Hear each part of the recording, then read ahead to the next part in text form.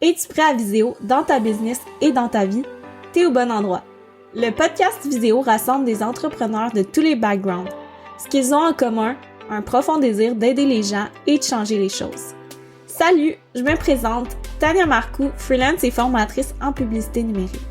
C'est en 2020 que j'ai fait le grand saut entre le monde du travail et le monde de l'entrepreneuriat pour pouvoir voyager tout en travaillant.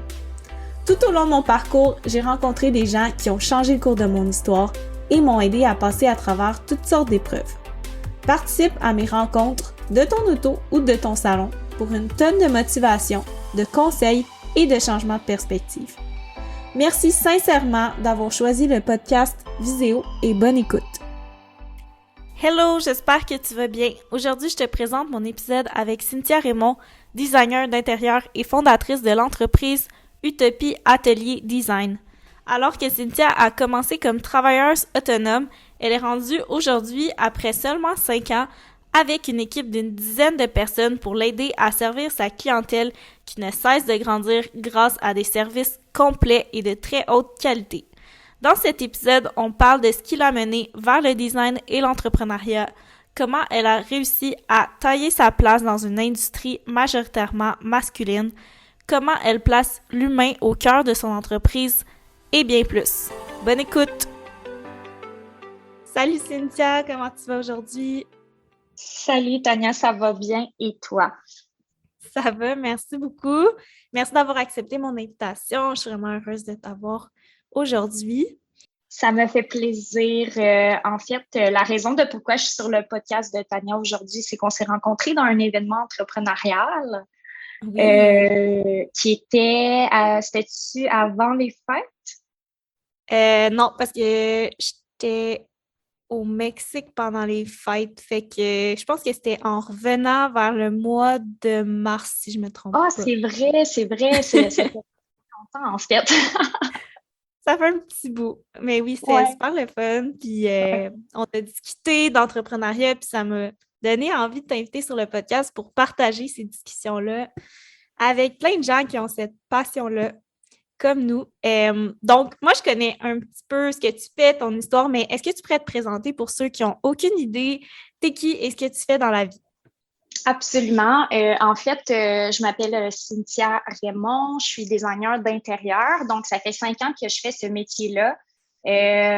Au début, j'ai vraiment démarré comme travailleur autonome. Donc, je n'avais pas d'équipe à ce moment-là.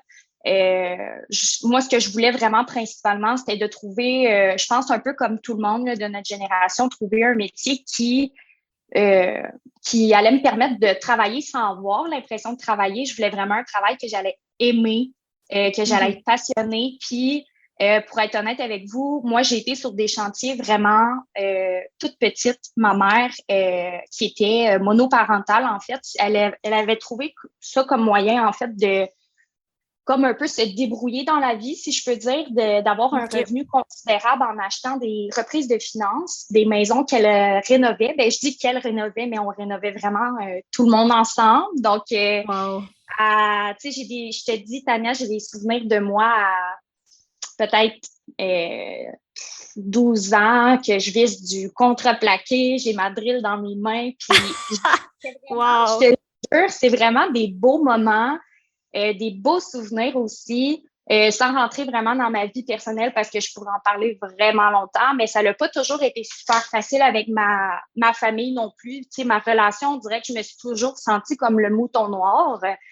Fait qu'on dirait que c'est justement les seuls, ou ben, je dis les seuls, mais tu sais, j'ai plein d'autres beaux souvenirs avec eux, mais je veux dire, c'est des beaux highlights que j'ai avec ma famille de ces moments-là où on rénovait ensemble.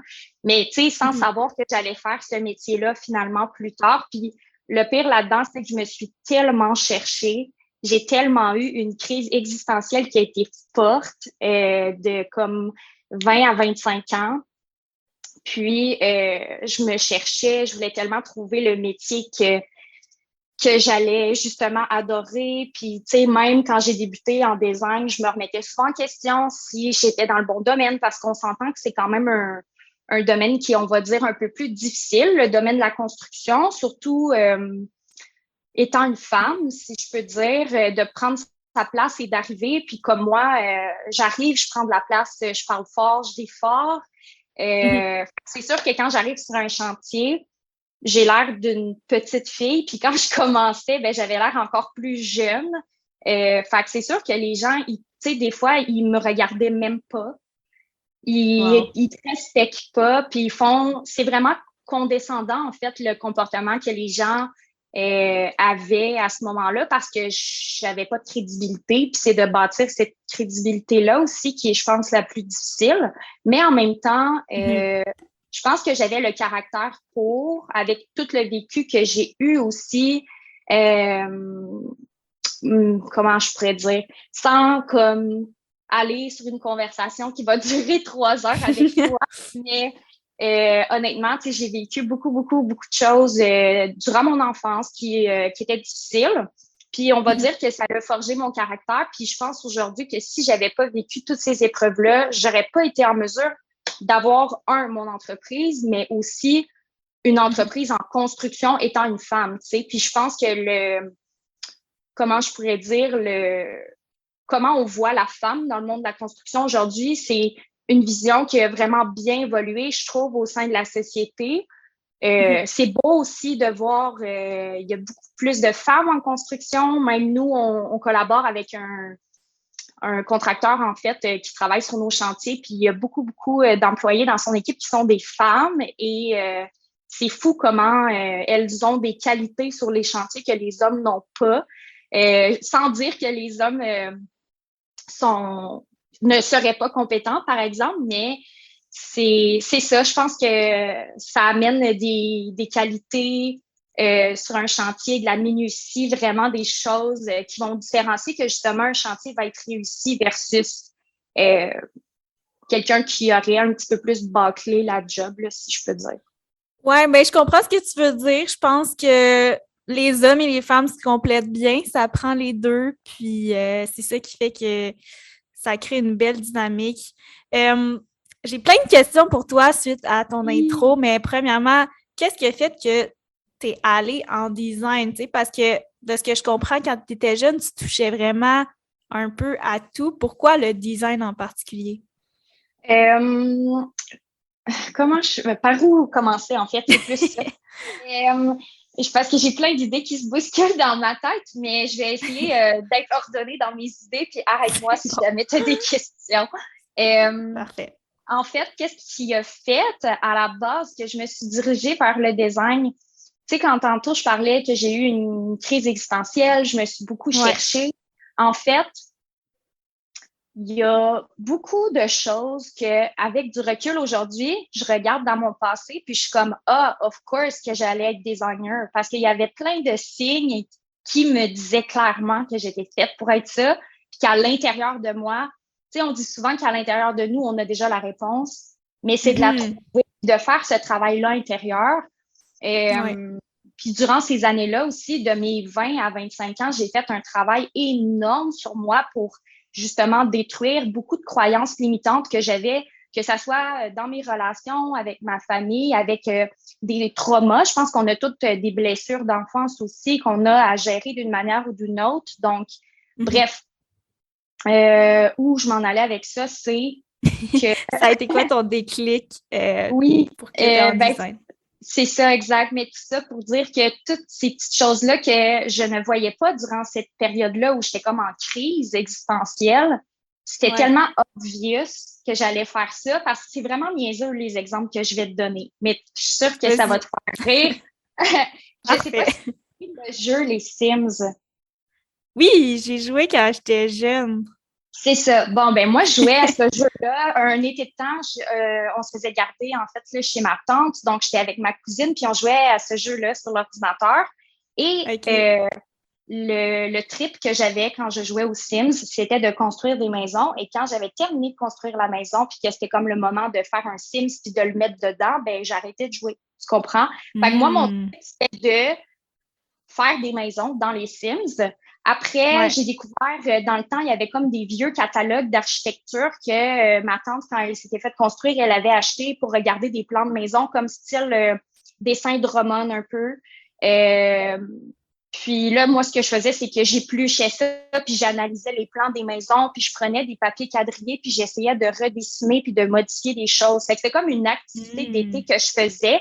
J'avais vraiment déjà un intérêt à dessiner des plans, mais comme quand t'es en crise existentielle, puis tu te cherches, tu repenses pas à ces choses-là. Fait que là, aujourd'hui, je suis comme, ah, c'est vrai, je faisais ça quand j'étais jeune.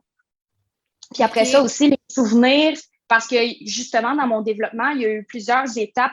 En fait, ce qui est arrivé, c'est que mon cerveau a bloqué pour se protéger plusieurs souvenirs. Fait qu'il y a des souvenirs qu'encore à ce jour aujourd'hui, qui font surface. Donc, ces souvenirs-là, moi, c'est comme si mon cerveau les avait effacés pour une certaine partie de ma vie pour me protéger parce que de tel âge à tel âge, ben, il s'est passé beaucoup de choses, tu sais. Fait que mon cerveau, en voulant m'enlever ça, bref, tu comprends.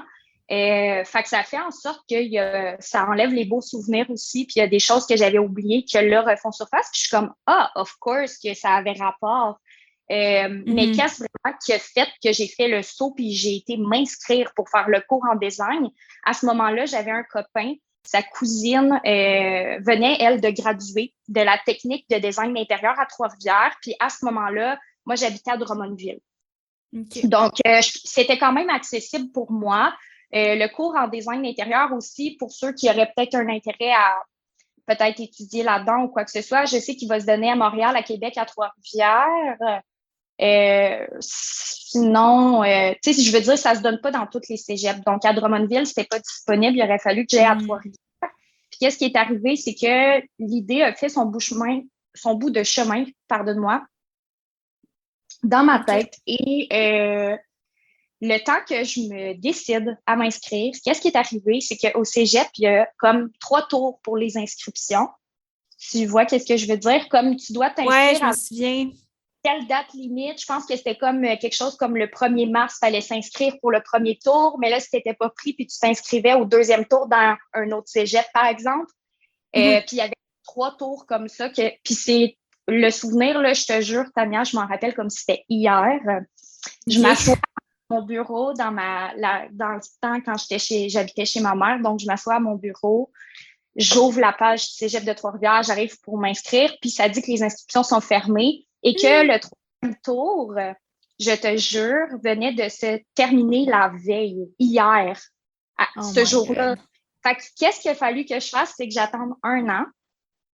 Wow. Et là, à ce moment-là, il a fallu que j'attende 1 an avant de pouvoir m'inscrire en sachant pas si j'allais être acceptée. En même temps, j'ai tout le temps eu des bonnes notes. Il n'y avait pas de raison qu'il allait faire que j'allais pas être acceptée. C'est pas un programme qui est contingenté non plus. Donc, ben c'est ça. J'ai attendu 1 an. Je suis allée sur le marché du travail. J'ai été travailler chez Bell. J'ai été vendre...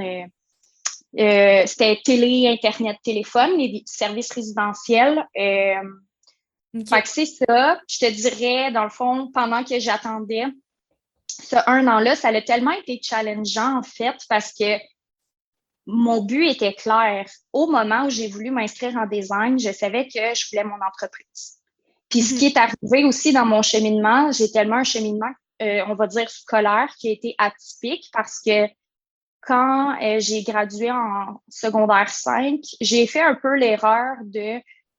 Ben, pas l'erreur, c'est... Tu sais, je veux dire, je regrette rien, ça fait partie de moi, ça fait partie de qui je suis, mais j'ai été dans un deck parce qu'une amie de qui j'étais proche à ce moment-là allait dans ce programme-là, puis moi, je savais tellement pas ce que je voulais faire, fait que j'étais allée faire un deck en arts et lettres, en langue, puis j'ai pas haï ça, tu sais, ça reste que c'est de la culture générale, mais j'avais zéro motivation, puis quand tu sais que c'est pas fait pour toi, là, j'avais commencé quelque chose, puis j'étais comme, tu sais, t'as commencé, fini-le, tu sais, je voulais au moins avoir mon diplôme. Donc, je pourrais t'en parler longtemps, mais en vrai, qu'est-ce qui a fait que le DEC, en fait, c'est un DEC de 2 ans, c'est un prix universitaire. Je l'ai fait en 3 ans parce que j'ai lâché des cours après la date d'abandon. Ma cotère a descendu, donc par la suite, c'est ça. Il y a eu une dépression qui a commencé aussi au travers de tout ça. Donc, le pourquoi j'avais abandonné des cours après la date d'abandon parce que j'étais plus capable mentalement d'aller à mes cours, c'était trop difficile pour moi. J'étais vraiment à bout. Puis j'avais vraiment justement des traumas d'enfance qui revenaient, qui refaisaient surface, que j'avais pas le choix d'affronter à ce moment-là dans ma vie. Puis, c'est ça. J'ai fait mon DEC en 3 ans, sachant très bien que je ne voulais pas aller à l'université parce que ça ne m'appelait pas. Je sentais pas que j'allais manquer quelque chose en n'y allant pas. Puis là aussi, les options étaient quand même limitées. Si j'avais fait, par exemple, un DEC en, on va dire, sciences humaines, tu peux un peu aller dans n'importe quoi à l'université, mais là, mon DEC était comme vraiment niché, on va dire. Fait que j'aurais comme pu aller en traduction, mais ça ne m'appelait pas du tout. Par contre, qu'est-ce que j'aimais de cette idée-là et que j'ai compris à ce moment-là, c'est que la job de traductrice ne me tentait pas du tout, mais j'aurais pu travailler de la maison, tu comprends? Donc là, j'ai comme découvert que, j'ai un intérêt peut-être d'être travailleur autonome. Et mon idée vraiment cheminée, et on va dire, c'est comme si je venais de planter une petite graine dans ma tête, puis ça l'a pris vraiment plusieurs années avant que je comprenne que, OK, je veux vraiment être mon propre patron, je veux avoir mon entreprise. Et c'est justement ça qui fait que quand je me suis inscrite en design, mon idée était très claire, que je voulais mon entreprise. Je suis le genre de personne aussi que quand j'ai une idée dans la tête, je l'ai pas ailleurs non plus. Fait que mon idée, tu sais, j'ai une direction qui est super claire. J'ai un objectif. Je vais faire tout ce que je peux pour accomplir, me rendre en fait à bon port. Donc, c'est ça. Je savais clairement que je voulais avoir mon entreprise. Puis comme j'ai dû attendre 1 an entre les 2 decks, ça a fait en sorte que quand moi, je suis allée faire mon deck en design intérieur, j'étais avec des gens qui étaient beaucoup plus jeunes. Puis à ce moment-là aussi, ça a vraiment été le plus creux de ma vie où je me suis rendue. Puis vraiment, quand je te dis les traumas d'enfance refaisaient surface, j'ai des souvenirs très clairs de moi à l'école. On avait toutes des stations de travail. On travaillait sur des logiciels, dans le fond, pour faire des dessins de plans. Sur un logiciel qui s'appelle AutoCAD pour ceux qui connaissent. Puis, il y a des fonctions dans ce logiciel-là que tu rentres. Donc, je sais pas, on va dire que tu veux dessiner un rectangle, mais que tu vas faire REC, qui est le raccourci pour rectangle. Donc, tu vas juste taper des fonctions puis entrer des mesures. Puis, tu vas pouvoir dessiner à l'aide de ce logiciel-là. Mais à ce moment-là, le souvenir clair que j'ai, c'est que j'étais en train de dessiner, puis j'ai vraiment blacké out. Mais à ce moment-là, je faisais des crises de panique à tous les jours, régulièrement, des fois 2 fois par jour, parce que le stress que mon corps voulait sortir via la crise de panique, mon subconscient me criait des choses que je devais affronter, qui étaient justement ces traumas d'enfance-là. Puis, ce que, en fait, mon corps, c'est fou comment le cerveau et le corps, biologiquement parlant, est vraiment intelligent, à quel point il voulait me protéger, mon cerveau. Quand je faisais une crise de panique, il voulait pas que je revoie les souvenirs, donc je perdais la vue. Je sais pas si tu as déjà entendu ça, mais c'est vraiment des crises de panique sévères que je faisais. Ça m'arrivait parfois aussi d'entendre, comment je pourrais t'expliquer? Je perdais l'ouïe aussi. Ça faisait comme un bip dans mes oreilles, comme un peu une télé là, il n'y a pas de signal, un peu le son. Okay, ouais. J'entends, puis je perdais la vue. Et il n'y a rien de plus... Puis tu sais, là, je t'en reparle, mais comme j'ai la chair de poule parce qu'on dirait que je le revis, mais c'est tellement un mécanisme de défense, en fait, qui est fort parce que mon cerveau ne voulait plus que je voie les choses horribles que j'ai vues quand j'étais jeune. Donc, à ce moment-là, j'étais à l'école et j'ai blacké out carrément. J'ai perdu la vue. Et là, je me rappelle, j'étais dans mon cours, puis on était vraiment comme en période de travail libre, donc la prof parlait pas. Fait qu'à ce moment-là, j'aurais pu me lever et aller à la salle de bain, par exemple, tu sais, sans déranger personne. Mais ça reste que je voyais plus rien. c'était comme un moment tellement de stress intense parce que juste de me lever, puis de me diriger vers la porte, aller dans le corridor, aller mettre de l'eau dans le visage à la salle de bain, juste me rendre à la salle de bain, c'était une aventure en soi. Fait que, je te jure, ça a vraiment été une période de ma vie qui a été rough. Autant par mes crises de panique que toutes les choses auxquelles j'ai dû faire face de mon passé. Mais en même temps, comme je te dis, ce développement personnel-là, c'est sûrement la plus belle chose qui me soit arrivée. Puis après avoir, on va dire, guéri de ma dépression, j'en ai tellement, discuté souvent avec mon chum que on a des grosses conversations tard le soir, on a des belles conversations ensemble. Puis quand on reparle justement de cet épisode-là de ma vie, qui était vraiment, vraiment pas très beau, on va dire, je lui dis, c'est tellement le plus beau cadeau que la vie me fait, honnêtement, cette dépression-là, parce que c'est comme si j'avais un abcès que je cachais, puis que c'est toutes des choses que je repoussais. Puis c'est comme si la dépression avait crevé l'abcès carrément. J'avais pas le choix de faire face à toute ma vie en entier, finalement. C'est tellement une belle façon de le voir avec un pas de recul, là, comme ça. Oui, c'est vraiment, mais tu sais, aujourd'hui, je suis capable de voir, avec tout le cheminement que j'ai fait, ce que ça m'a apporté, autant comme amie, comme meilleure blonde, comme meilleure fille envers ma mère, puis of course, comme une meilleure gestionnaire d'entreprise. Je suis quelqu'un, comme tu pourras deviner, qui est très humaine par rapport à justement mon vécu, mais d'être humaine avec les gens de ton équipe, avec tes clients, d'avoir une approche qui est vraiment juste, on s'entend là, être à l'écoute. C'est vraiment quelque chose de basique dans la vie, mais les gens le font pas assez. Puis je pense que c'est toutes des belles, on va dire, compétences ou des skills que, au niveau de mon développement personnel, j'ai été développée. Puis même, des fois, moi, je me surprends à avoir des comportements que l'ancienne Cynthia, avant de vivre ma dépression, j'aurais pas réagi de cette façon-là. J'aurais réagi d'une manière qui aurait été beaucoup plus négative, par exemple. Puis aujourd'hui, je suis comme, wow! Je suis donc bien une belle personne, genre. C'est vraiment niaiseux de la manière que je le dis, mais faut prendre le temps quand même de se donner des petites tapes dans le dos de, tu sais, dans la vie, il y a des gens autour de toi qui vont, que tu vas croiser sur ta route, qui vont être fiers de toi ou qui vont être reconnaissants. Mais la fierté de toi à toi, ça n'a tellement pas la même valeur, puis d'être vraiment aware de qu'est-ce que tu es capable d'accomplir, comment je pourrais dire, à l'intérieur de toi. C'est vraiment pas tout le monde qui a un intérêt aussi dans apprendre à se connaître, faire du développement personnel, mais moi, c'est vraiment quelque chose qui est important pour moi. Puis je pense que ça a un impact aussi sur justement comment mon entreprise va se développer, la manière que je vais prendre les décisions aussi.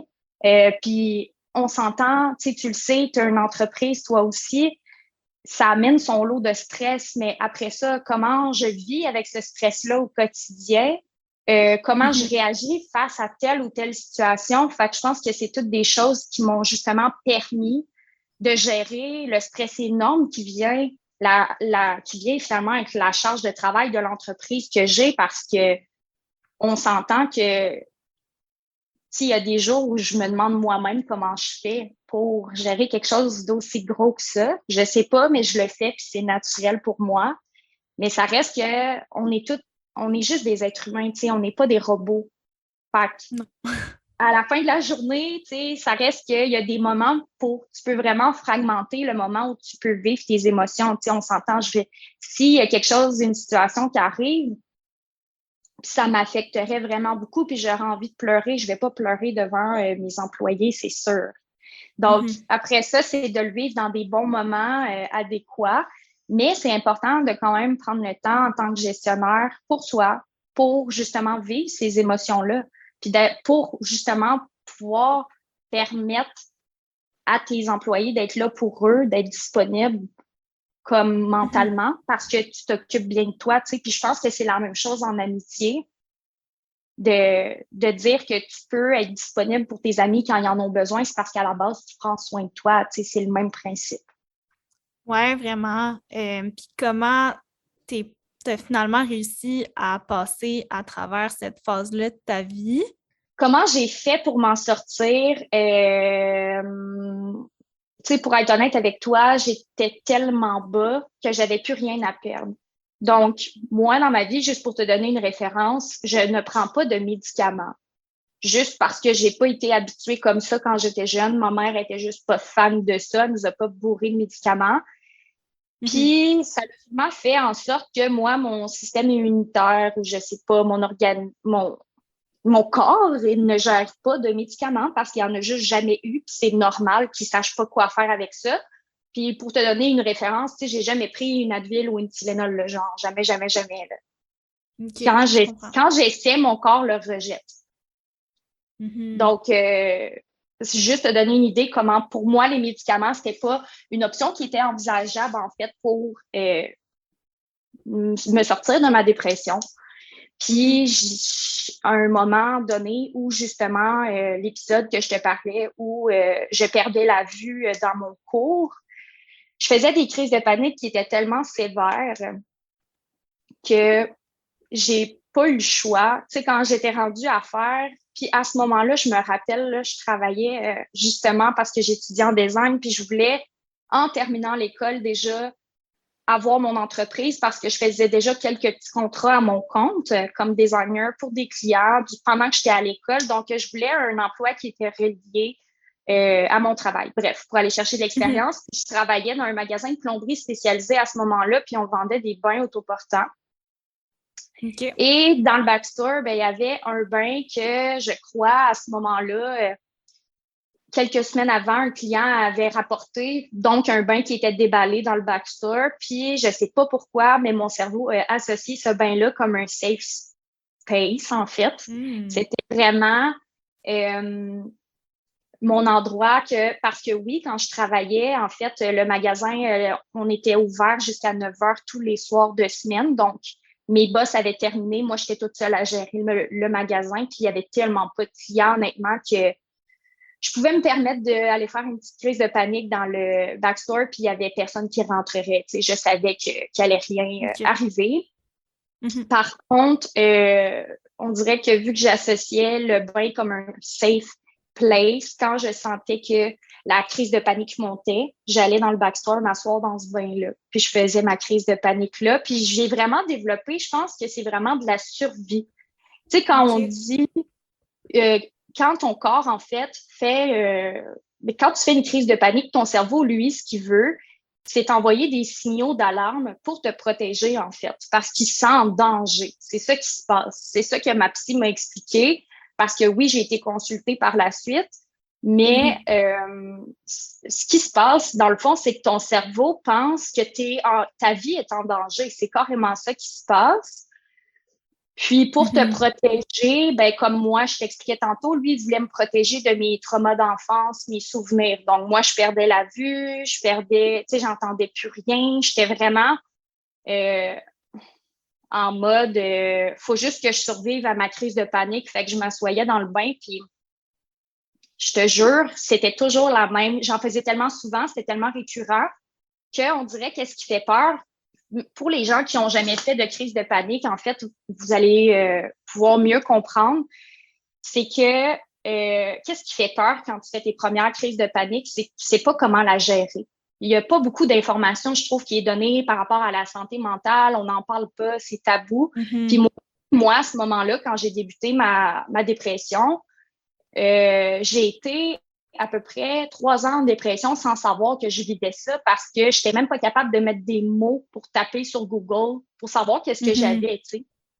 Puis, moi, c'était tellement rendu récurrent, les crises de panique, que je savais tellement bien comment la gérer que ça me faisait plus peur.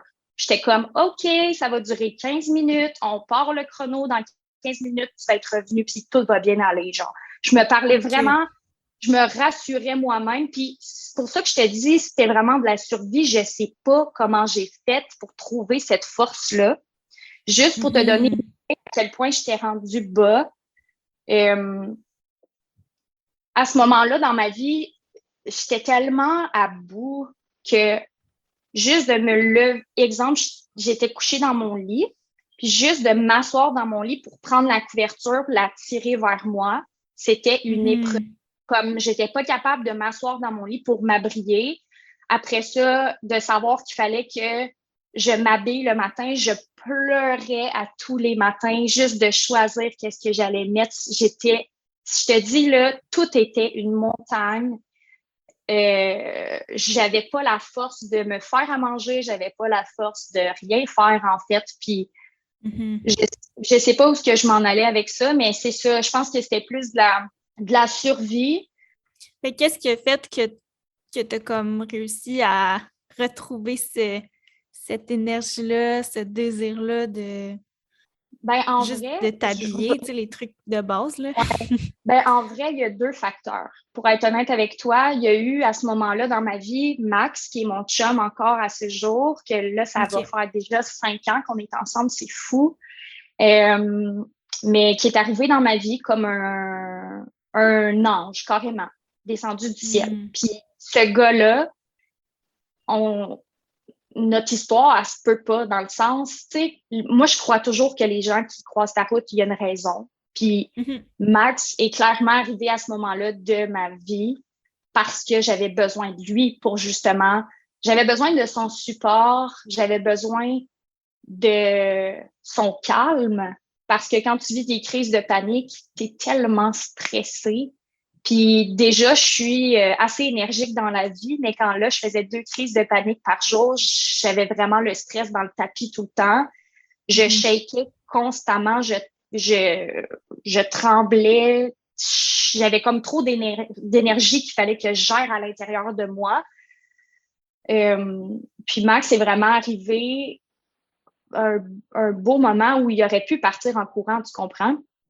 Il aurait pu... Ouais. En fait, tu comprends, j'ai jamais été à une place aussi triste que ça dans ma vie. Puis lui est arrivé, puis il m'a accepté au plus bas de ce que j'ai été.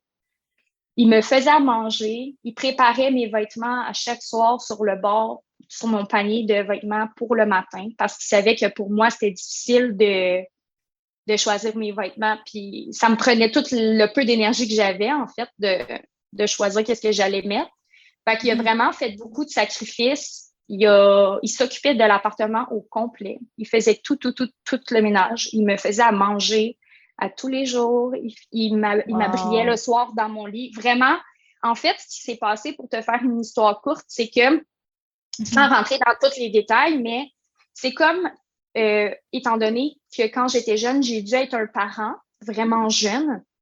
Je n'ai pas vécu mon enfance. Puis qu'est-ce qui s'est passé? C'est que ma dépression, c'était mon cerveau qui me criait « Tu as une enfance à vivre, en fait. » C'est ça qui s'est passé. Donc, moi, c'est comme si Max a été temporairement un parent pour moi, mais en début de relation, tu comprends? Parce que lui me rencontrait si j'étais dans cette période-là. Donc, il aurait très bien pu pas vouloir être avec quelqu'un. Tu sais, tu commences en relation, c'est censé d'être wow, c'est censé d'être euphorisant, c'est censé...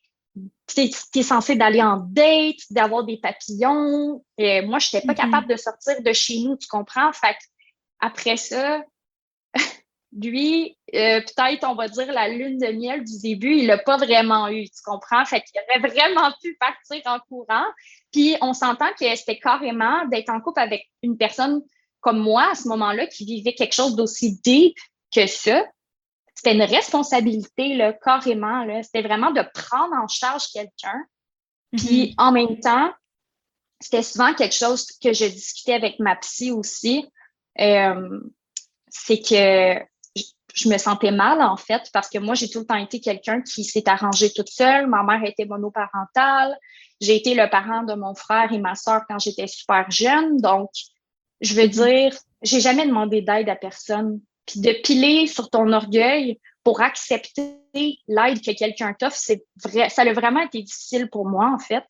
Puis c'était vraiment tout le temps quelque chose que je parlais Parce que quand on fait une crise de panique, en fait, moi, je blackais out, mais c'est ton subconscient qui parle. Fait que tu vas dire des choses sans, comment je pourrais dire? Tu sais, souvent, je disais des choses que j'aurais pas dit dans la vraie vie, tu sais. C'est comme mon subconscient parlait. C'est comme si quand je faisais une crise de panique, j'étais saoule, mais vraiment à un degré intense qui faisait que je disais à peu près n'importe quoi. Sauf que au lieu de dire des niaiseries qui font pas de sens, ben je disais des choses que mon cerveau veut vraiment dire haut et fort, que moi je refoule depuis des années, tu comprends?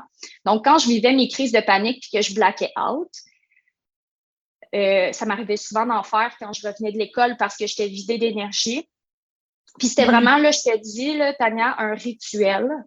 Tu sais, quand je te dis, Max aurait pu se sauver en courant n'importe quand, là, durant la relation, puis il a décidé de rester. Puis je pense que c'est ça qui est beau aussi de notre relation. Mais c'est qu'à chaque soir, j'arrivais de l'école, je fermais la porte d'entrée, puis on était dans un petit 2,5 en plus à ce moment-là. Tu sais, quoi de plus dépressif que ça? Je sais pas, mais c'est ça, je rentrais, on était dans la cuisine, je tombais carrément, je me laissais périr sur le tapis d'entrée. Et là, ma crise de panique commençait. Puis j'étais adossée à la porte d'entrée qui était fermée. Puis là, Max, il savait que souvent, ben, ça file pas vraiment quand j'arrive. Fait qu'il venait me voir, puis il venait s'asseoir par terre avec moi sur le tapis. Sauf que, étant donné que quand je faisais des crises de panique, je blackais out, ce qui se passait, c'est que je lui parlais pendant 1 heure, mais j'avais aucun souvenir de notre conversation.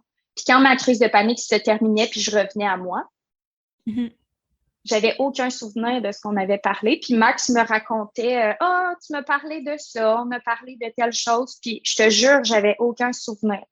Encore à ce jour, je sais pas de tout ce qu'on a parlé durant toutes les crises de panique que j'ai fait, tu sais.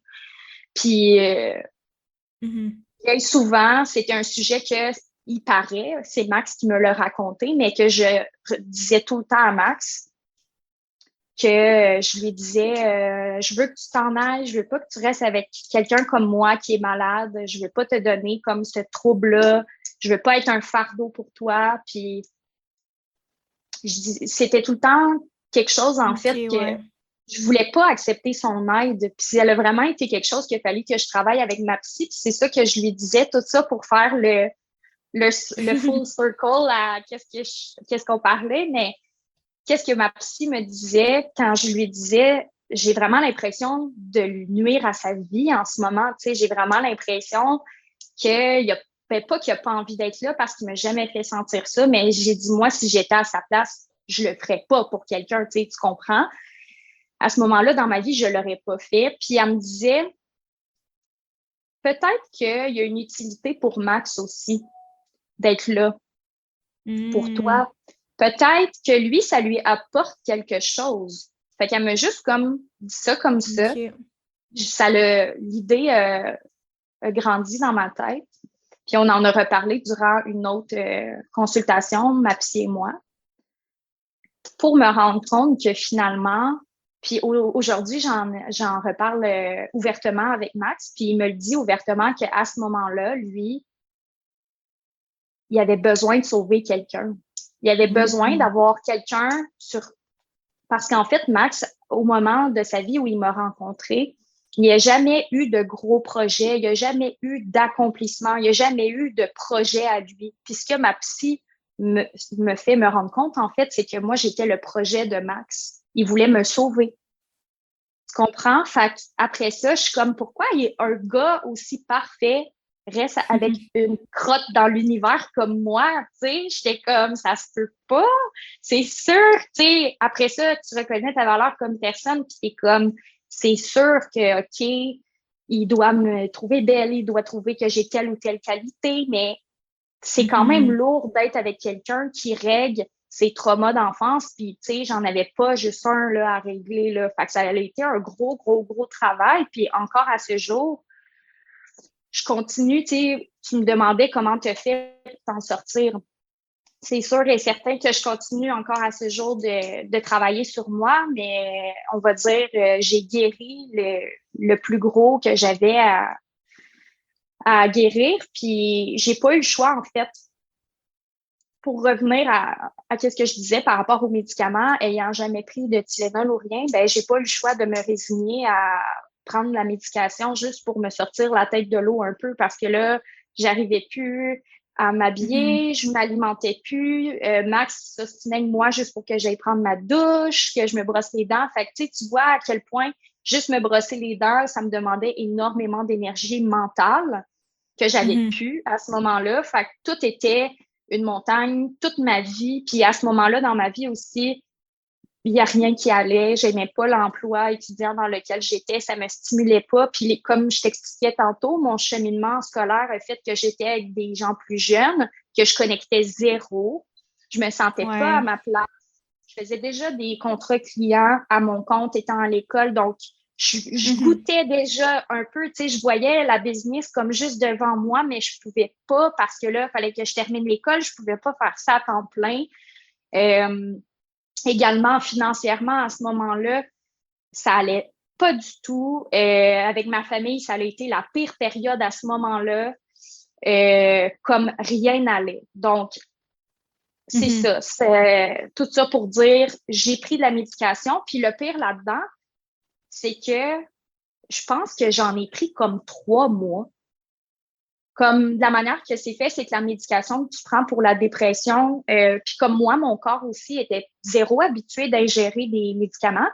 La médication, finalement, ben le médecin qui m'a prescrit à l'urgence parce que j'avais plus de médecin de famille, puis j'étais sur le bord. Tu sais, j'avais des idées noires, disons, là, quand j'étais allée chercher ma médication. Fait il m'a prescrit, en fait, quelque chose qu'ils prescrivent aux gens en fin de vie. Tu sais, exemple, quelqu'un qui aurait un cancer des os puis qui a tellement mal au corps qu'il veut plus sentir son corps, ben il prend ça pour comme alléger la douleur de la personne avant de mourir.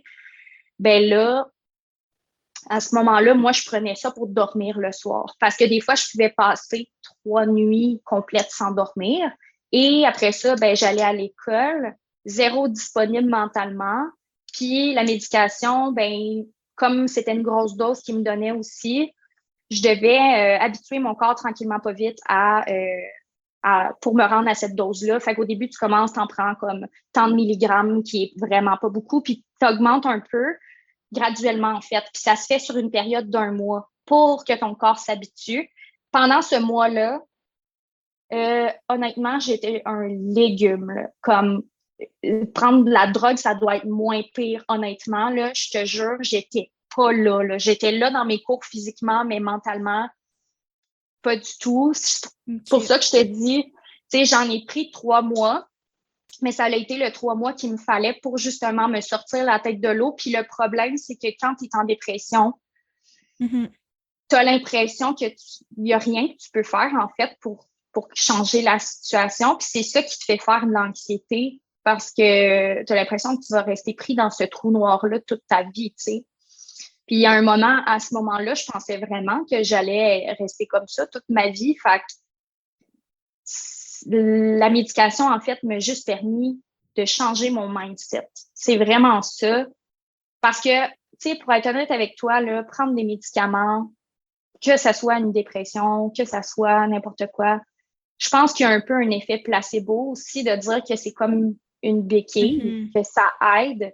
Tu sais que quelque chose est chimiquement censé se passer dans ton corps, donc on dirait que ton cerveau va comme penser en conséquence aussi.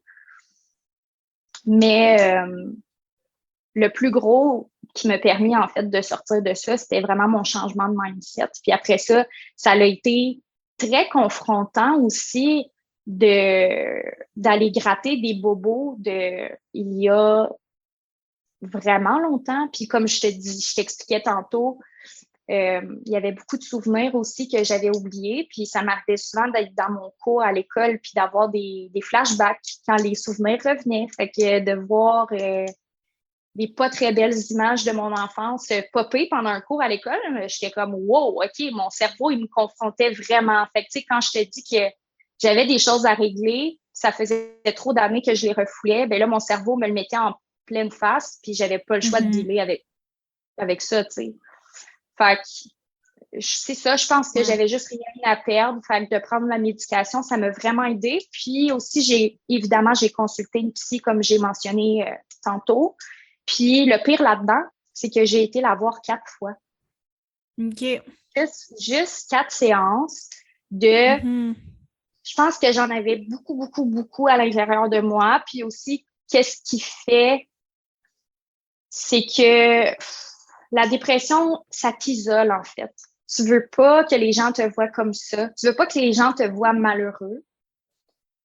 Donc, moi, dans mon cas aussi, je faisais de l'anxiété sociale. Mon anxiété était tellement rendue grande que juste d'aller à l'école, ça me demandait une charge mentale énorme parce que j'allais croiser des humains, tu comprends? T'sais? Juste te donner une idée, j'allais mettre du gaz dans mon auto, puis le fait de devoir penser à faut que je rentre à l'intérieur pour payer. T'sais, on s'entend, l'interaction dure 15 secondes. Là. Passe, oui, allô, telle pompe, puis c'est fini, là. Mais juste de payer mon essence, ça me faisait capoter. Ouais, pour vrai, c'est ça. Tout était très confrontant, puis juste de justement aller voir cette psy-là, puis de parler à quelqu'un de confiance aussi. Puis en vrai, tu sais, tu parles à une psy, tu payes quelqu'un pour parler, pour avoir quelqu'un qui t'écoute, tu sais. Mais le principe est que si tu disais toutes ces choses-là à un ami qui comprendrait sûrement super bien puis qui serait à l'écoute aussi, ça reste que il y a des choses que tu vas te limiter ou que tu vas pas raconter de la même façon. Fait que là, je pouvais vraiment parler à quelqu'un sans filtre. Puis je te jure, j'arrivais dans ces consultations-là, c'est des consultations d'1 heure, puis c'est tout le temps ça. Je pense, en tout cas, un peu pour les gens qui ont vécu une dépression savent, mais la première fois, quand tu arrives chez la psy, puis elle te dit, elle va même pas te poser de questions, elle est comme, ça va. Puis là, je partais, puis je pleurais, puis là, je déballais tout mon sac. Là. Pendant 1 heure, je parle. Puis là, elle était comme, bon, mais la consultation va être terminée. J'étais comme, quoi? Ça fait 8 minutes qu'on parle. Mais c'est ça me faisait juste, je pense, tellement du bien d'avoir un deuxième avis aussi, tu sais, quand tu es quelqu'un qui n'est pas impliqué émotionnellement dans ta vie, puis qui est un petit peu comme un petit oiseau au-dessus de toi, puis qui peut évaluer. Puis on s'entend qu'un psy a des compétences aussi, donc c'est sûr qu'elle a pu justement, tu sais, me référer à des gens de confiance ou, tu sais, des trucs, tu sais, comme là, qu'est-ce qui se passait, c'est que quand je voulais avoir ma médication, en fait, j'avais pas de médecin de famille, puis elle m'avait dit qu'il y avait comme une clinique où l'urgence, tu sais, en vrai, tu peux attendre des fois 24 heures parce que c'est pas considéré comme prioritaire, tu sais, pour aller chercher voir un médecin pour te faire prescrire des antidépresseurs. Mais c'est ça, à ce moment-là, elle me parlait d'une clinique qui était publique, fait que ça m'a rien coûté, puis que je pouvais avoir un rendez-vous le lendemain sans devoir attendre 24 heures à l'urgence. Fait que bref, plein de choses qui font, qui stimulent finalement, puis qui font que... Puis il y a beaucoup de... Tu sais, c'est sûr et certain, Max a été une des raisons de pourquoi aujourd'hui je suis là encore, parce que je serais pas là pour te parler, évidemment. Puis aussi, je te mentirais pas que l'image que je donnais tout le temps à tout le monde de quand j'étais en dépression, c'était que je tenais à un fil. Tu sais, j'étais à un fil de la mort. Tu sais, j'aurais pu juste passer à l'acte, puis ça prenait pas grand-chose. Ça aurait pas pris grand-chose, en fait. Le seul fil qui me retenait, c'était ma business. OK, wow. Parce que j'avais commencé ce projet-là, puis ça me tenait tellement à cœur, puis c'était la seule lueur d'espoir que j'avais de créer une vie que j'aurais aimé avoir, tu sais, d'avoir une job que j'aime. C'était un rêve que je caressais d'avoir une grosse entreprise à succès et d'avoir des employés aussi. C'était vraiment quelque chose qui était à ce moment-là dans ma vie tellement inaccessible. Mais j'ai été assez folle pour croire en moi, pour me dire un jour, ça se peut. Peut-être que tu pourrais te rendre là, tu sais. Fait que c'est comme la seule chose qui m'a retenue, en fait. Wow, c'est tellement puissant. Puis une fois que tu as réussi à t'en sortir, là, tu me disais que tu avais déjà des clients pendant que tu étais aux études. comment ça s'est fait? Comment tu as réussi à avoir de plus en plus de clients puis à créer une marque plus grande que toi comme travailleur autonome?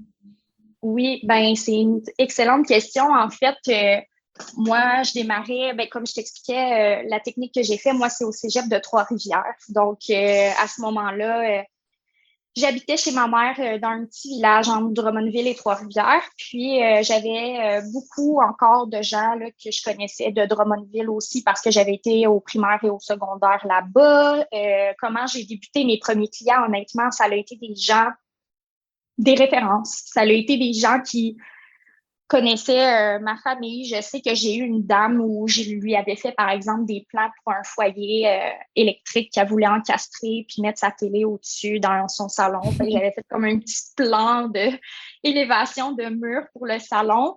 Mais elle, c'était une, une dame qui avait été au primaire, à l'école primaire avec ma tante. Fait que, tu sais, c'est comme toutes des petits ma nièce fait ça, ou, tu sais, comme je commençais, il y a aussi ma coiffeuse que j'ai eue quand j'habitais entre Drummondville et Trois-Rivières, que j'ai eue pendant vraiment une couple d'années, qu'elle a été à ce moment-là, elle se faisait construire sa maison, puis elle voulait son salon dans sa maison. Fait que j'ai fait son salon de coiffure. Fait qu'elle, je la connaissais parce que c'était ma coiffeuse, évidemment. Okay. Fait que ça a été juste des petits référencements comme ça. Puis de fil en aiguille, ben c'est sûr que quand tu donnes un bon service, tu sais, pour moi, le service client, c'est une des raisons, je pense, qui fait que je réussis peut-être aussi bien aujourd'hui. Tu sais, oui, une espèce de prise de risque où en affaires, plus tu prends des risques qui sont élevés, ben plus le reward à la fin que tu vas avoir va être vraiment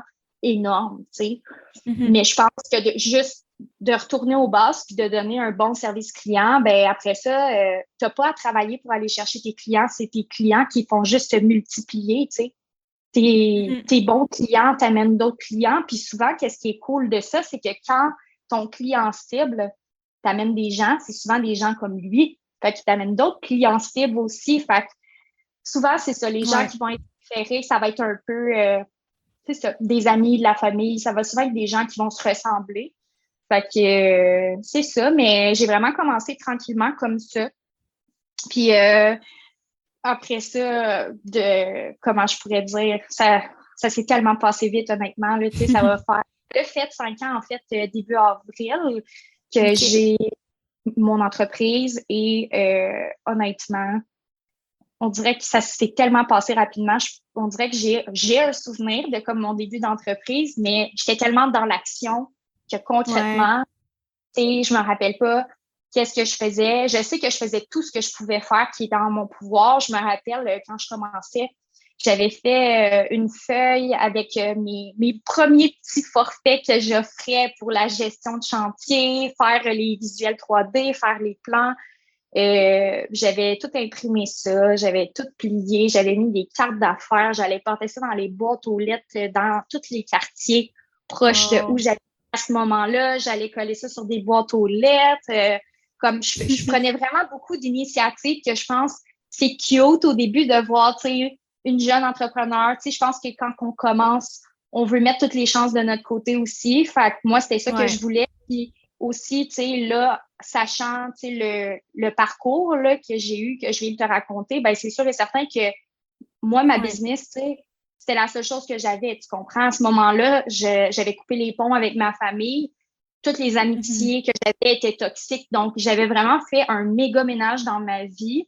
Puis, je repartais vraiment là, à zéro. Là. Donc, j'avais rien qui me retenait de travailler trop, tu sais, dans le sens, à ce moment-là, j'ai vraiment mis ma vie sociale de côté. Je voyais pas ma famille parce que c'était pas top. Mais bref, c'est ça m'a permis aussi peut-être justement de pouvoir mettre la pédale de gaz dans le fond, comme on dit en bon québécois. Mais c'est ça, c'est beaucoup, beaucoup, je pense, toi aussi, tu l'as vécu, mais quand on commence, moi, je travaillais régulièrement, de 5 heures le matin à 10 heures le soir. J'allais me coucher, puis je repartais. C'était tout le temps ça. Je faisais juste travailler, mais en même temps, quand on est passionné, ben, ça se ressent aussi chez les clients, là, tu sais. C'est sûr. On voit moins le temps passer quand on aime ça. C'est quoi que tu dirais qui a été ton plus gros défi dans cette aventure-là? Par rapport à mon entreprise, mon cheminement Ouais, ou... par rapport à ton entreprise, disons, toute la création, le développement. Oh, j'en ai eu des défis. Choisir comme... Ben, il y en aurait plusieurs, je pense, mais le plus gros, tu me dis... Tu peux en je pense... choisir 2, 3, là, si c'est ce qui te vient à l'esprit. Il n'y a pas de règle. Ben, ce qui me vient en tête rapidement, c'est ben, par rapport justement au travail que j'ai fait, le cheminement personnel que j'ai fait au travers de, bon, quand j'ai guéri ma dépression, ben après ça, moi, ce travail-là, j'ai continué de le faire, veux pas, parce que en ayant une équipe, il faut que tu travailles sur toi.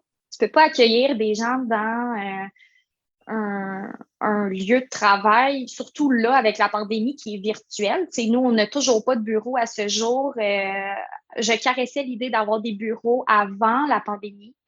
Et 2 mois avant le début de la pandémie, moi, je regardais là, pour louer un bureau, là, des locaux là, pour ça. Là. Fait que en tout cas, j'ai juste mis ça sur pause. Et ça va être, oui, tu sais, c'est sûr et certain qu'on va avoir des bureaux un jour, mais pour le moment, on fonctionne bien à distance. Puis je pense que ça donne un petit confort aussi aux filles de l'équipe de pouvoir travailler de chez elles. On perd beaucoup moins de temps sur la route aussi parce qu'on est déjà vraiment beaucoup en déplacement pour aller chez nos clients. Mais bref, le plus gros défi, je te dirais, c'est vraiment le travail que j'ai dû faire sur moi parce que j'étais vraiment quelqu'un, quand j'ai démarré mon entreprise, qui voulait tellement bien faire les choses. Je voulais tellement m'assurer. En fait, j'ai travaillé pendant 3 ans toute seule avant d'avoir les premières personnes qui travaillent pour moi actuellement. Puis quand tu es habitué de rouler toute seule, de gérer un volume de projet X, c'est correct, mais là, d'intégrer quelqu'un là-dedans, puis de toujours être obligé de passer en arrière, pas parce que la personne ne fait pas bien son travail, mais juste parce que tu es trop insécure par rapport à j'ai bâti ma crédibilité pendant 3 ans. La qualité de mes plans est reconnue par tous les contracteurs qui ont passé dans mon cheminement, dans ma vie, dans tous les chantiers que je vais. Nos plans sont reconnus pour être précis, qu'il n'y a pas d'erreur, que tout est à sa place, qu'il y a aucune confusion sur nos plans. Puis j'ai travaillé, en fait, pour bâtir cette crédibilité-là auprès de tout le monde.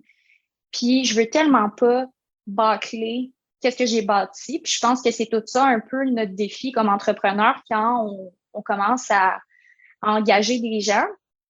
C'est qu'on dirait que ton entreprise c'est tellement quelque chose de personnel, surtout quand tu es toute seule dedans, puis tu as bâti, tu as tellement tout donné ce que tu avais à donner. Puis on dirait moi encore plus parce que j'avais rien à perdre. Puis si ça fonctionnait pas, ben j'avais plus de vie, tu sais. C'était ça ou rien. Fait que j'ai tout mis ce que je pouvais. J'ai mis mon cœur sur la table. C'est carrément ça que j'ai fait. Puis après ça, j'étais trop stressée quand j'ai commencé à engager des gens parce que je voulais tout contrôler.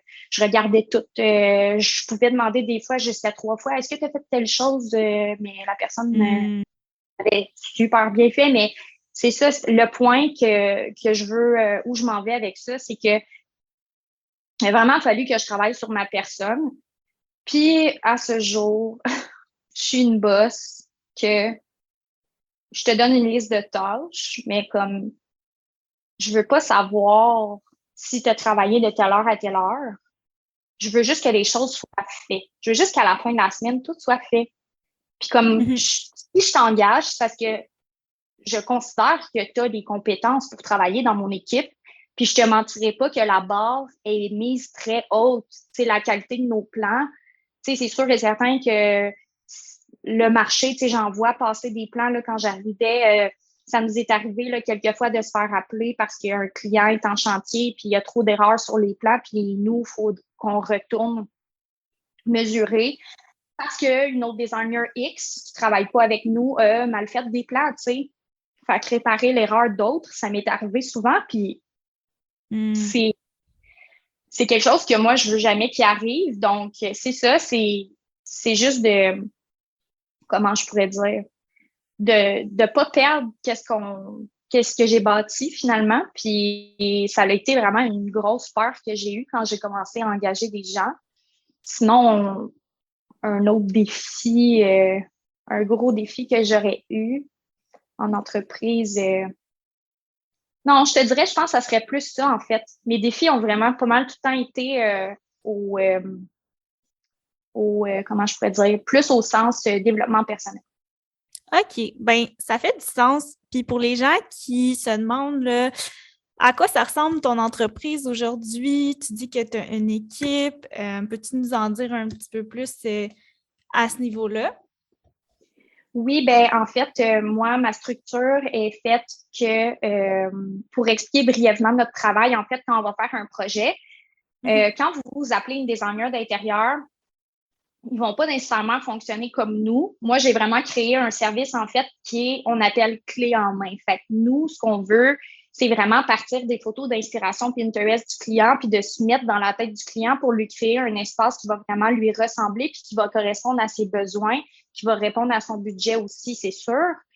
Mais je veux pas, tu sais, il y a certaines designers, des fois, qui font juste un style en particulier, par exemple. Mais nous, on va vraiment s'adapter à tous nos clients, puis on va faire de tous les styles.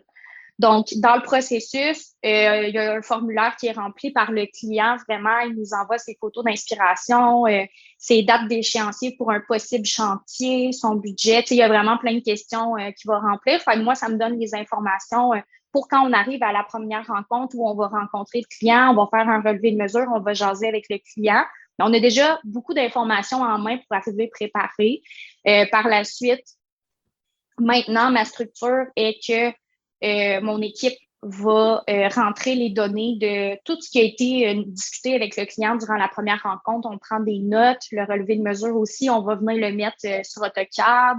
Il y a vraiment plein de choses, en fait. Il y a vraiment comme une procédure là, écrite en étape par étape. Pour ceux qui connaissent Asana, moi, tous mes projets clients passent par Asana, fait qu'on s'assure de la conformité de tout, que tout le monde a bien fait sa job, puis vraiment, là, on travaille tout en collaboration ensemble. Il n'y a aucun projet qu'une fille va faire de A à Z, là, parce que je veux m'assurer qu'il y ait plusieurs paires de yeux qui vont passer sur ce projet-là, parce que je pense que même si les filles sont super qualifiées, des fois, ça reste qu'on est des humains. Là. Je pense qu'on peut faire des erreurs, on peut être fatigué. Il peut aussi avoir un bug de logiciel parce que nous, on dépend beaucoup des logiciels quand on va dessiner des visuels 3D, faire des plans. Fait à ce moment-là, on s'assure de faire plusieurs rondes de vérification aussi avant de présenter le projet au client. Puis par la suite, une fois que le projet conceptuel, on va dire, est terminé, fait que tout ce qui est 3D, on va faire une liste d'achat complète, estimation budgétaire pour le client sur vraiment quelle quantité, exemple, d'encastrer, acheter tes plaintes, tes moulures, tes modèles de porte, la poignée de porte. T'sais, on va vraiment spécifier tout. Fait que, robinetterie, luminaire, matériaux. Aussi, évidemment, mobilier, accessoires, là, c'est sûr qu'on inclut ça aussi là-dedans. Fait que ça, c'est vraiment toute la partie conceptuelle qu'on va présenter au client. On amène des échantillons des matériaux qu'on propose. Puis une fois que le concept est approuvé par le client, ben là, on va faire les dessins des plans.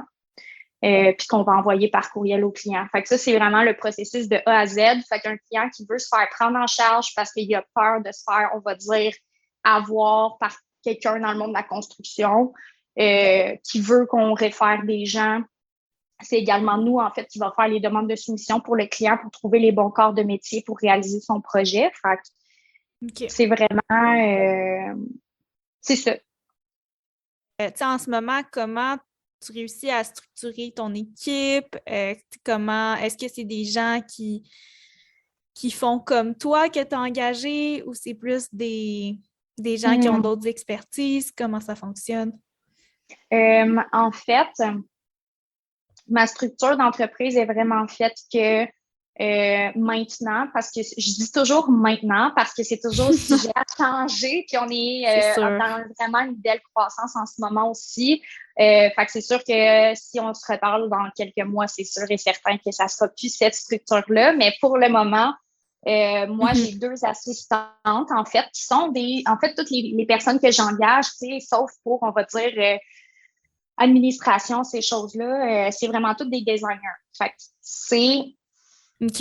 Les gens qui ont la même formation que moi, fait que ça soit un cours technique, il va avoir le bac aussi qui va se donner. Il va y avoir des DEP qui vont se donner en dessin de bâtiment également.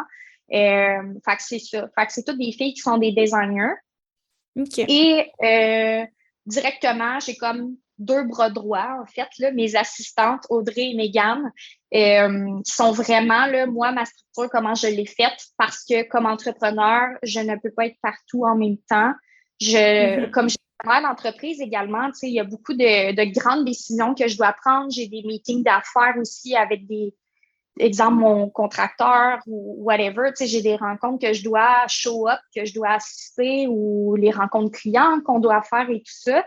Donc, actuellement, ce que j'ai fait, c'est que mes deux assistantes sont des dédoublements de moi, carrément. Fait que je les ai formées pour faire le travail que je fais. Fait que qu'est-ce qu'elles vont faire? C'est qu'elles vont faire, leur travail, en fait, va vraiment être en deux parties. Il va y avoir une partie qui va être plus bras droit, puis l'autre partie où ils vont être vraiment designers. Fait que ça va vraiment venir couper leur semaine en deux où, justement, je pense que être designer, c'est tellement une job qui est créative.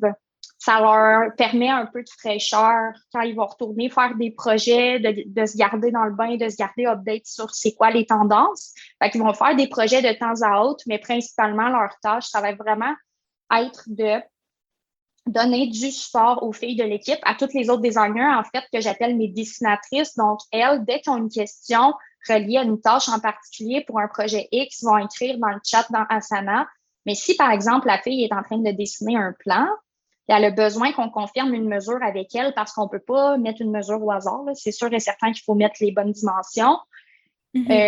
Faut que quelqu'un réponde rapidement. Là, elle ne peut pas perdre 2 heures de travail parce qu'il manque une mesure puis elle est bloquée là. Fait à ce moment-là, moi, j'ai besoin d'avoir des gens parce que je peux pas être en rencontre client ou conduire ou dormir, tout simplement, puis répondre au travail parce que oui, ils vont travailler jusqu'à 3 heures le matin, souvent. Puis aussi, c'est les filles qui font leur horaire. Puis il y en a qui sont plus oiseaux de nuit, mais si je dors puis je peux pas te répondre, là, c'est sûr que les filles sont conciliantes, on s'entend. Là, ils vont attendre peut-être une réponse plus le lendemain, mais ce que je veux dire, c'est que Audrey et Mégane vont vraiment être en mesure, puis ils ont la formation, ils ont toutes les mêmes connaissances que moi au niveau design, donc pas qu'est-ce qui est gestion d'entreprise, mais vraiment comme designer, je les ai formés à ma main, comme je dis tout le temps, puis c'est eux qui vont donner du support aux filles de l'équipe.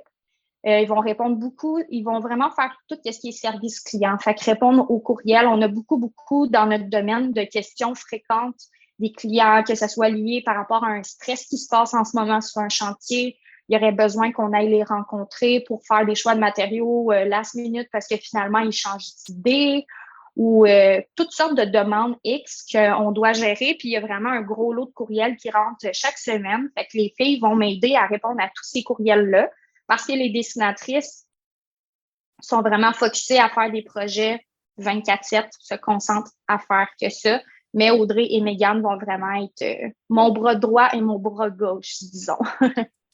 OK, je comprends. Puis si tu avais un conseil à donner à quelqu'un qui voudrait partir son entreprise en design d'intérieur, ce serait quoi? Je vous dirais, puis c'est un conseil que je donne dans tout domaine confondu aussi, puis je pense qu'on l'entend souvent, mais on ne l'applique pas assez, c'est de, comme, lance-toi. Attends pas que tout soit parfait avant de commencer quelque chose. Puis si je ressortais les premiers projets à mon compte que j'ai fait, je regardais, c'est sûr et certain que c'était pas parfait. Puis il y a des choses qu'aujourd'hui, on fait plus du tout de la même manière parce qu'on est constamment, on veut s'améliorer. Je suis tout le temps ouverte aux nouvelles idées. On est vraiment dans l'innovation constamment. Puis je pense que c'est ça. C'est dans tous les domaines confondus. Il faut vraiment se lancer. Puis aussi arrêter de nous-mêmes se mettre des bâtons dans les roues puis de se limiter. Parce que je pense qu'on est en fait, on est la meilleure personne pour nous nuire parce qu'on connaît nos faiblesses en tant que personne. Puis on sait. En fait, on est bon pour s'inventer des excuses aussi, je pense. Fait que c'est vraiment juste de d'avoir dû laisser aller puis arrêter d'avoir peur finalement parce que c'est de l'inconnu, mais n'importe quoi dans la vie qui est inconnu, un jour quand tu vas le faire, ça sera plus l'inconnu. Fait que c'est juste de se lancer la première fois, je pense, qui est difficile, mais après, je peux juste dire que ce domaine-là, c'est vraiment un beau domaine. C'est effectivement un domaine qu'il faut être passionné parce que je vous dis, quand vous allez commencer les heures, vous les compterez pas. Puis, je pense que de faire un travail puis de donner autant d'heures gratuitement au début, si t'aimes pas qu'est-ce que tu fais, tu vas juste être malheureux, je pense. Fait que c'est vraiment pensez-y bien avant de s'inscrire là-dedans. Puis, tu sais, je pense aussi, quand je repense aussi à quand j'ai fait la technique à Trois-Rivières, on est juste 2 de la cohorte au complet qui on est vraiment designers, tu sais. OK. En vrai, ça fait un bon tri, je pense, juste d'aller faire le cours. Si le cours est tellement difficile, si tu réussis à passer au travers de l'école, c'est déjà un bon test. Mais c'est OK. rien comparé à tout ce qui t'attend. Tous les beaux défis, c'est tellement un beau milieu, la construction, mais il faut tellement travailler pour redorer l'image aussi. Peut-être que les gens en construction, les années avant, ont scrappé l'image un peu, je pense. Fait que là, on doit vraiment travailler en double puis en triple pour faire comprendre aux gens qu'on est des gens de confiance, qu'on est bien intentionnés, mais je pense que c'est normal que les gens aient une petite réticence aussi. Mais c'est ça. C'est vraiment de l'amener plus d'un œil qu'on est là pour les aider, pas pour leur nuire. OK, ben c'est du super bon conseil. Merci beaucoup. J'ai une dernière question pour toi. À travers ce cheminement-là entrepreneurial, est-ce qu'il y a des podcasts, des livres ou peu importe quel autre type de ressources qui t'ont aidé à passer à travers toutes les épreuves auxquelles tu as affronté? Oui, ben c'est sûr et certain que quand j'étais en dépression, j'étais pas très active. Ben en fait, j'ai arrêté de lire, j'ai arrêté de faire tout ce que j'aimais faire, mais et après, tu sais, quand je suis revenue à la vie, on va dire, quand j'ai commencé ma deuxième vie, j'ai eu un intérêt plus pour les podcasts, qui là est très tendance en ce moment. Puis je pense que beaucoup de gens écoutent beaucoup de podcasts. Fait que, un que j'ai vraiment aimé, c'était je pense que c'est Geneviève Paré, son nom. Elle a changé le nom de son podcast. Dans le moment que je l'écoutais, c'était pas ça le nom, mais maintenant, elle l'appelle Transcendo. Donc, comme OK. transcendance, mais avec un O à la fin. Fait que Transcendo par Jen Paré. C'est ça le nom de son OK. podcast. J'ai vraiment aimé parce qu'en fait, elle parle d'argent. C'est une ancienne comptable, si je ne me trompe pas. Ben, je dis ancienne. Elle doit faire ça un peu encore, là, j'imagine, mais ce que je veux dire, c'est qu'elle partage ses connaissances par rapport à sa relation avec l'argent, comment déconstruire des croyances limitantes que tu as avec l'argent. Elle parle ouvertement de ses chiffres, de comment elle gère l'argent pour sa famille. Des fois, elle va juste faire des podcasts aussi avec son chum où c'est vraiment une conversation ouverte, comme si moi puis Max, on jasait ensemble un soir sur notre balcon avec un petit verre de vin, puis ça change de juste parler de l'argent aussi tout le temps. Puis je pense qu'il y a derrière le podcast d'apprendre à connaître la personne, c'est le fun aussi. OK, super. Fait que je mettrai ça dans les notes de l'épisode. Pour terminer, est-ce que tu peux dire aux gens où ils peuvent te retrouver, sur quelle plateforme tu es le plus actif? Oui, ben en fait, mon entreprise de design d'intérieur, ça s'appelle l'Atelier Design. On essaye d'être actif le plus possible sur nos réseaux. On est débordés, mais quand même, on poste souvent notre quotidien quand mon assistante vient travailler chez moi et tout. Fait que nous, c'est plus Instagram. Mon compte, c'est l.atelier, barre en bas, design. Fait que juste quand vous allez écrire, de toute façon, dans la barre de recherche, l'atelier design, on va sortir directement. Sinon, on est un peu sur Facebook, mais c'est sensiblement les mêmes publications qu'on va mettre. OK, super. Je note ça aussi. Fait que merci pour ta participation à l'épisode, pour tous tes partages. C'était super intéressant. C'est la première fois que je reçois quelqu'un dans ton industrie qui a fait face à autant d'épreuves. Puis je trouve ça intéressant aussi qu'on ait abordé l'aspect santé mentale parce que je pense que c'est quelque chose de super important. Puis comme tu disais, c'est encore très tabou aujourd'hui. Fait que merci de nous avoir partagé ça. Puis On reste en contact pour la suite. Ça me fait plaisir d'assister au podcast. Fait qu'on se reparle, on va se recroiser assurément. Puis pourquoi pas refaire un autre podcast peut-être dans 1 an pour faire un petit genre reality check. Ça pourrait être une idée aussi. Ouais! Je note ça pourrait être intéressant, c'est sûr. Ouais. Fait que je te laisse là-dessus. Merci d'avoir écouté mon épisode avec Cynthia. Ce que je retiens de celui-ci, c'est premièrement d'utiliser ses obstacles personnels pour trouver le courage de poursuivre ses rêves. Deuxièmement, d'offrir un service client hors pair pour faire croître son entreprise naturellement. Et troisièmement, de se lancer même si c'est pas parfait dès le début, parce que c'est comme ça qu'on réussit à bâtir des projets aussi gros que celui de Cynthia.